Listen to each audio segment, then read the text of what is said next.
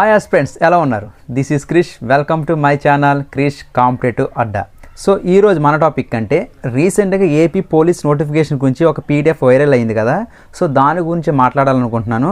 అదేవిధంగా దాంతోపాటు నోటిఫికేషన్ వస్తే ఎప్పుడు వచ్చే ఛాన్స్ ఉంది, అదేవిధంగా ఎవరైతే ఓల్డ్ ఆస్పిరెంట్స్ ఉన్నారో గత నోటిఫికేషన్లో 1 or 2 మార్క్స్ జాబ్ కోల్పోయిన వారు ఈ నోటిఫికేషన్కి ఎలా ప్రిపేర్ అవ్వాలి, అదేవిధంగా ఈ పీడిఎఫ్ చూసి కొత్తగా ఎవరైతే ఈ ఫీల్డ్లోకి రావాలనుకుంటున్నారో వాళ్ళు ఎలా ప్రిపేర్ అవ్వాలి, అదేవిధంగా పార్ట్ టైం జాబ్ చేస్తూ లేదా ఫుల్ టైం జాబ్ చేస్తూ ఈ నోటిఫికేషన్కి ప్రిపేర్ అవ్వాలని ఒక సిస్టర్ నన్ను అడిగింది. దాని గురించి మాట్లాడమని దాన్ని కూడా కవర్ చేస్తూ చివరిగా ఏజ్ పెంచే అవకాశం ఉందా, ఇప్పుడు ప్రజెంట్ ఏజ్ గురించి అన్నీ మాట్లాడాలనుకుంటున్నాను.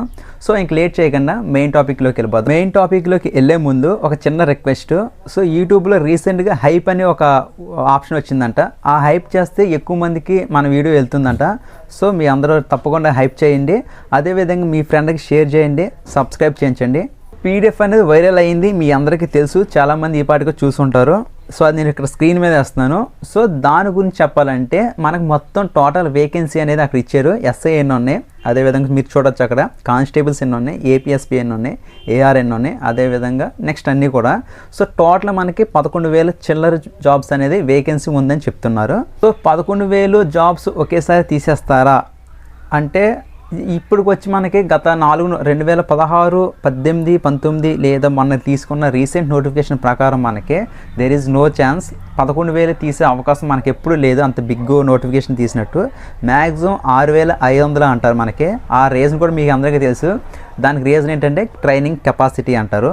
సో ట్రైనింగ్ కెపాసిటీ మనకి 6,000, 6,500 ఆ మధ్యన ఉంది కాబట్టి మేము 6,500 తీస్తామంటారు.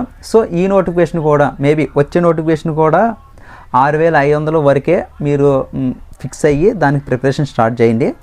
దట్ మీన్స్ ఆ కాంపిటీషన్ ఎంత ఉంటుంది, ఎన్ని అప్లికేషన్లు పడతాయి 6,500కి మీ అందరికీ తెలుసు కాబట్టి దాన్ని బట్టి ఒక స్ట్రాటజీ మీరే మెయింటైన్ చేసుకోండి, ఒక ప్లాన్ అనేది తీసుకోండి. $1 million క్వశ్చన్ వచ్చి నోటిఫికేషన్ ఎప్పుడు ఉంటుంది. సో నోటిఫికేషన్ గురించి మాట్లాడే ముందు నేను మ్యాక్సిమం ఒక 5 పాయింట్లు మాట్లాడతాను. సో దాంట్లో ఫస్ట్ది ఏంటంటే, సో నోటిఫికేషన్ వచ్చే దానికన్నా ముందు మనకి కొన్ని హింట్స్ అనేది బయటకు వస్తాయి, ఓకేనా, కొన్ని రూమర్స్ అనేది బయటకు వస్తాయి. సో అవేంటో చూస్తాను. సో రీసెంట్గా అసెంబ్లీలో హోమ్ మినిస్టర్ గారు గత కంప్లీట్ అయిన నోటిఫికేషన్ గురించి, అదేవిధంగా తర్వాత వచ్చే నోటిఫికేషన్ గురించి, మేబీ దట్ మీన్స్ వేకెన్సీ గురించి మాట్లాడారు.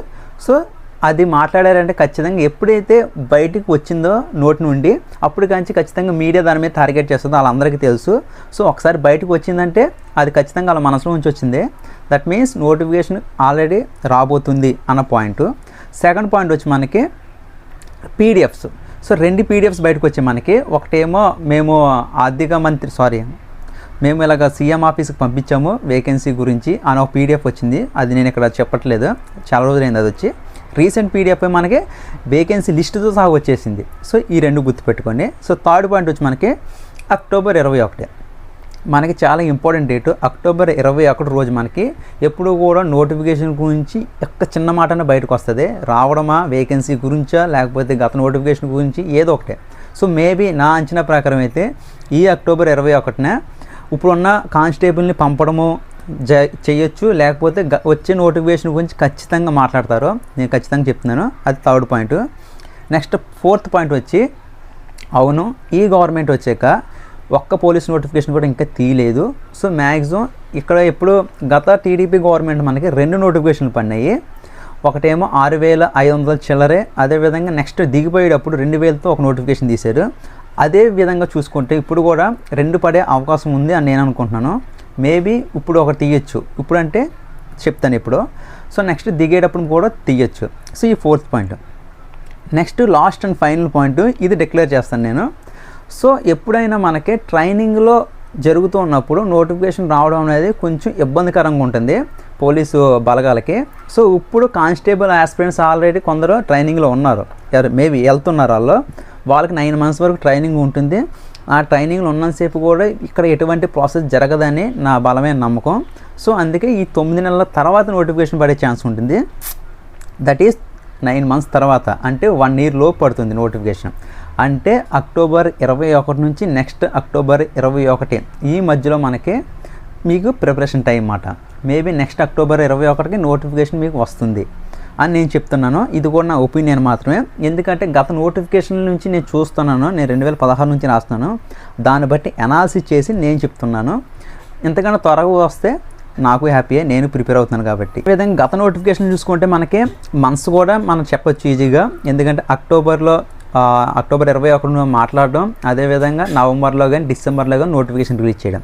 అంటే అక్టోబర్, నవంబర్, డిసెంబర్ ఈ 3 నెలల్లోనే మనకు నోటిఫికేషన్ పడే ఛాన్స్ పడ్డాయి అప్పట్లో. సో అదేవిధంగా నెక్స్ట్ కూడా మనకి next year 2026 October, November, December ఈ 3 మంత్స్లో మనకి నోటిఫికేషన్ పడే ఛాన్స్ ఉంటుంది. అదైతే నేను చెప్పగలుగుతున్నాను త్రూ ద ప్రీవియస్ అనాలిసిస్ బట్టి. ఇప్పుడు ఓల్డ్ ఆస్పిరెంట్స్ గురించి మాట్లాడాలి. ఓల్డ్ ఆస్పిరెంట్స్ మీన్స్ గత నోటిఫికేషన్లో ఎస్ఐ కానీ కానిస్టేబుల్ కానీ మిస్ అయిన వాళ్ళు. సో మీరు ఆల్రెడీ ఆన్ ద టాప్ ఉన్నారు. దట్ మీన్స్ 1 or 2 మార్క్స్ దగ్గర ఆగిపోయారు మీరు. సో మ్యాక్సిమం మీరు ఆల్మోస్ట్ దేర్, మీకు జాబ్ వచ్చే పరిస్థితులు చాలా చాలా ఎక్కువ ఉన్నాయి. సో మీరేం చేస్తారంటే గివ్ అప్ ఇవ్వకుండా ఈ 9 నెలలు లేదా 10 నెలలు లేదా 12 నెలలు కూడా సీరియస్గా దాని మీద కూర్చోండి. దాని మీద మీన్స్ ఇక్కడ మీరు ఎస్ఐ మాత్రమే ప్రిపేర్ అవ్వండి. కానిస్టేబుల్కి తర్వాత చూద్దాం, ముందు మీరు ఎస్ఐని టార్గెట్గా పెట్టుకోండి. సో ఎందుకంటే మీరు ఆల్రెడీ 3 years ప్రిపేర్ అయ్యారు, ఎస్ఐకి ప్రిపేర్ అయ్యారు, కానిస్టేబుల్కి ప్రిపేర్ అయ్యారు. మీరు ఆల్మోస్ట్ విత్ ఒక 2 years వేసుకుంటే 5 years ఎక్స్పీరియన్స్ క్యాండిడేట్ మాట. మీరు 5 years పెట్టారంటే కానిస్టేబుల్ జాబ్గా కాదు కదా. ఒక 5 years మీరు మీ యొక్క ఏజ్ని పెట్టారంటే ఖచ్చితంగా ఒక ఆఫీసర్ లెవెల్లో ప్రిపేర్ అవ్వడం చాలా మంచిది. అది మిస్ అయితే తర్వాత కూడా చూద్దాం. సో మీరు అందుకే ఎస్ఐ టార్గెట్ పెట్టుకోండి. మీరు ఆల్రెడీ సిలబస్ కంప్లీట్ చేసి ఉంటారు. ఆల్మోస్ట్ ప్రతి మెయిన్స్ ఎగ్జామ్కి రివిజన్లు కూడా అయిపోయి ఉంటాయి మీకు. సో మీరు చేయాల్సింది ఏంటంటే ఇంకా ఆ 2 మార్కులు 3 మార్కులు ఎక్కడైతే తగ్గుతున్నాయో అలాంటివి అన్నీ కూడా టాపిక్స్, అలాంటి వీక్ జోన్స్ అన్నీ కూడా ఒక చోటను రాసుకుని నీట్గా వాడిని మీరు స్ట్రాంగ్ చేసుకోండి నోటిఫికేషన్ వచ్చే టైంలోపు. అదేవిధంగా కుదిరితే మాక్ టెస్టులు రాయండి. మాక్ టెస్టులు కూడా మీకు టార్గెట్లు 250+ పెట్టుకోండి మీరు ఎస్ఐకి ప్రిపేర్ అవుతుంటే. లేదు నేను ఇంటర్మీడియట్, నేను కానిస్టేబుల్కి ప్రిపేర్ అవుతుందంటే మీరు కూడా మాక్ టెస్టులు పెట్టుకోండి, 130+ పెట్టుకోండి. సో ఎందుకు అంత హైకి పెట్టారు అంటే చూసారు కదా మన రిజల్ట్ మనకి 135, 136, 137 వచ్చినా కానీ సివిల్ జాబ్ రాలేదు ఇంత తక్కువ కాంపిటీషన్లో కూడా. ఐ మీన్ మనకు తెలుసు కదా 5 లక్షల నుంచి 90,000, 90,000 నుంచి 40,000, 40,000 నుంచి తగ్గుకుంటూ వచ్చింది కాంపిటీషన్. ఎంత తక్కువ కాంపిటీషన్లో కూడా 136, 137 పెట్టినా సివిల్ జాబ్ రాలేదంటే దాన్ని బట్టి మీరు అర్థం చేసుకొని ఎంత కాంపిటీషన్ ఉంది, ఎంత డెప్త్ ఉంది అనేది. ఓకేనా, దాన్ని బట్టి మీరు మాక్ టెస్ట్లో కూడా 130+ పెట్టుకోండి, ఎస్ఐకి అయితే 250+ పెట్టుకొని ప్రిపేర్ అవుతూ ఉండండి. అంతే, మీరు అంతకుమించి ఏం చేయొద్దు. న్యూ ఆస్పిరెంట్స్ ఎవరైతే కొత్తగా డిగ్రీ లేదా ఇంటర్మీడియట్ కంప్లీట్ అయ్యి ఈ ఫీల్డ్లోకి వస్తున్నారో మీరు యాజ్ ఫాస్ట్ యాజ్ కోచింగ్ తీసుకోండి. అది ఆన్లైన్ అయినప్పటికీ ఆఫ్లైన్ అయినప్పటికీ కూడా కోచింగ్ తీసుకోండి. సో ఎందుకంటే ఓన్ ప్రిపరేషన్ అవ్వదా అన్నా అంటే అవుతుంది, కాకపోతే కొంచెం లేట్ అవుతుంది. మన నోటిఫికేషన్ ఎప్పుడు వస్తుందో తెలియదు అన్నప్పుడు మీరు ఓన్ ప్రిపరేషన్కి వెళ్ళొచ్చు. కానీ నోటిఫికేషన్కి వచ్చేసే అవకాశాలు ఎక్కువ ఉన్నాయి మనకి 1 yearలో. సో 1 yearలో మీరు కోచింగ్ తీసుకుని రివిజన్లు పడడానికి సరిపోదు. అలాంటిది మీరు ఓన్ ప్రిపరేషన్ మీకు అర్థం చేసుకుంటాకే, సిలబస్ కంప్లీట్ చేయడానికి మీ ఓన్గా యూట్యూబ్ వీడియోస్ లేదా ఎక్కడెక్కడ గ్యాదర్ చేసుకుని చాలా టైం పెట్టేస్తారు. అందుకే ఫైనాన్షియల్గా స్ట్రాంగ్గా ఉంటే ఆఫ్లైన్కి వెళ్ళిపోండి, లేదు కొంచెం వీక్గా ఉంటే ఆన్లైన్ చేసుకోండి. మీకు డైరెక్ట్గా మంచి గైడెన్స్ అయితే దొరుకుతుంది. కోచింగ్ తీసేసుకోండి, అది ఆన్లైన్ అయినప్పటికీ ఆఫ్లైన్ అయినప్పటికీ. సో ఎందుకంటే కోచింగ్ అనేది మనకి 6 to 8 months పడుతుంది. ఆ తర్వాత మీరు రివిజన్ చేయడానికి ఒక 4 నుంచి 6 months పడుతుంది. అంటే నోటిఫికేషన్ వచ్చే టైంకి మీకు కంప్లీట్ అవుతుంది, సిలబస్ కంప్లీట్ అయ్యి ఒక రివిజన్ పడుతుంది. ఎప్పుడైతే నోటిఫికేషన్ పడిన తర్వాత మీరు ఓన్లీ టెస్ట్ల మీద కాన్సన్ట్రేషన్ చేసి ఆ మాక్ టెస్టులు రాయడం, ఆ వీక్ జోన్స్ ఏదైతే ఉన్నాయో వాటిని మీరు స్ట్రాంగ్ చేసుకుంటే సరిపోతుంది. ఇప్పటి నుంచి అంటే రేపటి నుంచి మీరు ఒక స్టెప్ తీసేసుకోండి. ఎందుకంటే మీరు చాలా అదృష్టవంతులు. నేను చెప్తున్నాను, మీరు చాలా అదృష్టవంతులు. ఎందుకంటే ప్రీవియస్గా చూసుకుంటే వాళ్ళు నోటిఫికేషన్ పడడానికి 2-3 సంవత్సరాలు వెయిట్ చేసిన తర్వాత, ఎంతో ఫైట్ చేసిన తర్వాత నోటిఫికేషన్ వచ్చింది. మీకు మ్యాక్సిమం 1 yearలో వచ్చే ఛాన్స్ ఉంది.